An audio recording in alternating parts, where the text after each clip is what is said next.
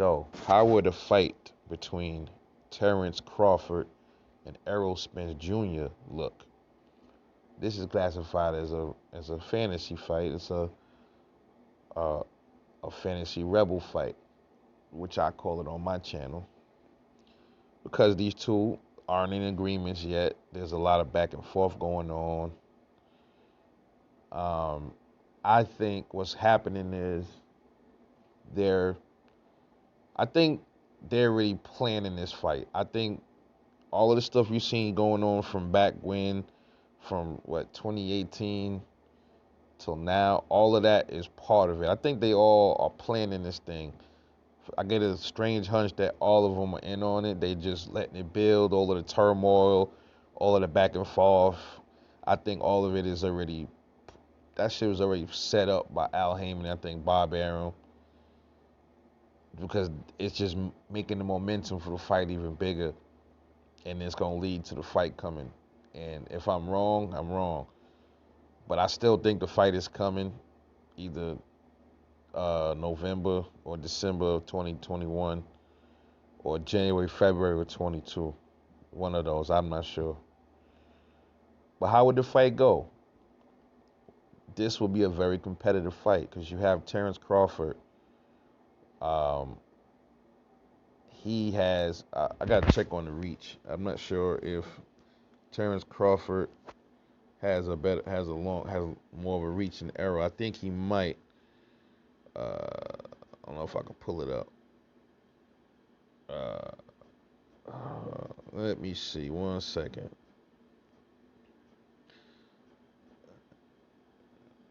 I'm trying to go to the. I should have had it pulled up already. Tail of the tape. Tail of the tape. See, you get this channel here, man. You know I don't play no games. I'm here off cut, raw, with no kind of cuts or nothing. I give it to you the way you hear it is how you get it. All right, so pretty much, um, Errol Spence has a 72-inch reach, and Terence Crawford has a 70-inch reach. So Errol Spence has the reach advantage over over Terence Crawford. And Errol Spence is 5'9" and a half, and Terence Crawford is 5'8". So he has almost 2-inch height advantage over Bud. Not too bad. Terence Crawford is older than Errol Spence by 2 years, so age doesn't really play a factor all the time. It depends on how they're not too far apart in age, so it's not like Bud is 40 years old and Errol is like 30 or 31. That's no. So what I see happening in that fight, which I'm just anticipating, I see Errol, and listen, he's gonna have to be close to his old self if he goes in there against Bud. He can't go in there the way he fought Danny Garcia. He can't go in there and fight like that. It's not gonna work. Let's just say we have a Errol that's 95% of himself, better than what we saw with Danny. So then we got to fight. So now, what I see happening in that fight, I see Errol more than likely in a couple of rounds, the first few rounds, he's gonna probably play it safe and box from the outside, try to gauge him. At the same time, you know how Terence Crawford is. He processes right off the gate too. So Errol Spence is kind of a faster starter than Terence Crawford is. So you'll probably see Errol Spence much more active in the first few rounds. Bud is going to be processing them, analyzing data, doing little moves to see what Errol do. And Errol's going to be doing the same thing. People underestimate Errol Spence's IQ. He's very smart. You got to watch a lot of his fights, even the earlier ones. But even you watch his fights, you see the little things he do, try to get you to, he probe you and he do certain things to get you to react and move. Bud does the same thing. I think Bud's IQ might be on par with Errol's, probably a little bit more of an IQ with Bud. That's why I said this is a very interesting fight. different styles too. But both are dogs. Inside work, which I talked about slightly on a video earlier a month ago. I think both of them have phenomenal inside work. Bud's shit is just off the chain. Errol shit is off the chain. And I see a phone booth fight breaking out in the mid rounds, man. I see that happening in the mid rounds. I don't see a knockout. I don't see a knockout in this fight.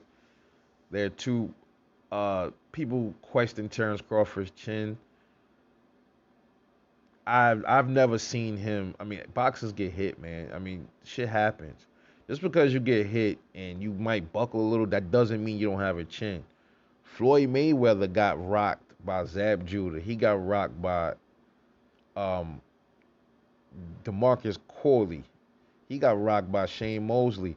His legs buckled. He won. He won the fight. He adjusted and won. Having your legs buckle in a fight because you got hit flush doesn't mean you chinny. I've seen people say that before. I'm like, where do people get that from? That you're chinny because you get hit flush. You got hit.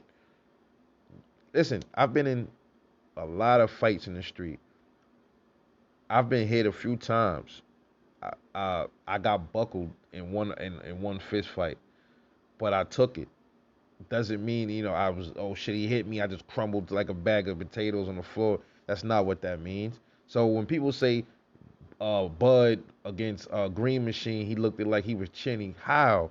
Where did Bud look chinny at? He just got hit he got hit flush, and his legs looked a little noodly, but it wasn't to the fact where he wasn't like Zab Judah or nothing like that. He wasn't spaghetti legs like Amir Khan and shit like that. He got hit. This is boxing, so I think Bud has a chin, and so does Errol. Errol got hit by Larte.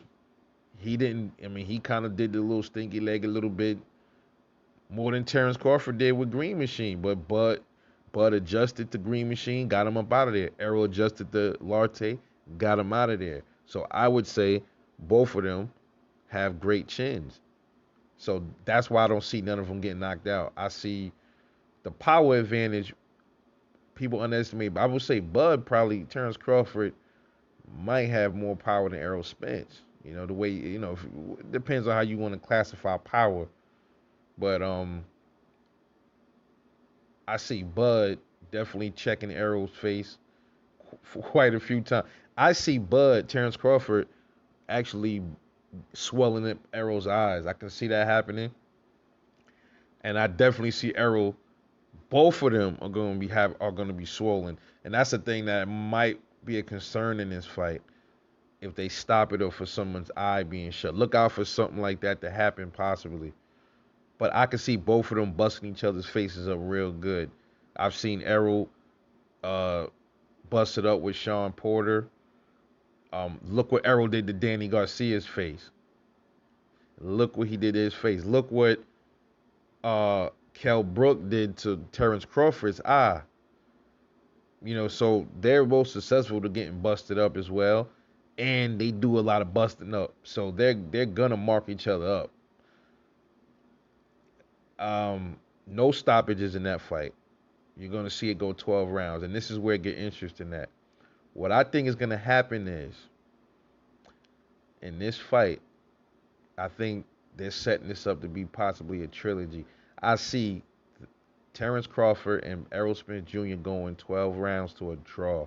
I can see that being a draw fight. Split down the middle, 6 rounds apiece, draw. And then they're going to have a rematch clause somewhere in there. And then it's going to be similar to what they're going to turn this into kind of like a Canelo Triple G. You're going to see probably 3 fights out of them. They're going to cash out. That's what they're priming this for. I'm telling you, this is going to be another Marvin Hagler Hearns in the making. They're making it. They're building it right now. Trust me on that. Now, I know it looked like Errol's ducking. I even said it. I said it looks like he might be ducking it. But then I had the chance. I sat down today, and I'm like, it looks like this is all part of the game. This is all part of the game. This is the cat and mouse that they're playing for the public. They're giving us, the public, the eye to the public is looking like that's what they're doing. But I think behind closed doors, they've been already strategizing, setting this first fight up from 2 years back. I think they knew once Terence Crawford got there, that WBO was gonna be his waiting. I just feel like that's what it was. I think they allowed the belt to get taken from Jeff Horn to take the belt from Pacquiao because they knew, okay, Pacquiao and Terence, they not gonna really clash like that. So how could we get a belt to Bud so he can be a champ? And that's the way they did it. That's just my belief. There's a lot of backhanded shit behind that. I'm not gonna get into that. But that first fight, I call Errol Spence Jr. versus Terence Crawford a draw. So we just gonna talk about the first fight because it's still a fantasy in the making. So the first fight, mark my words, is gonna be a draw. That's how I see it playing out. They're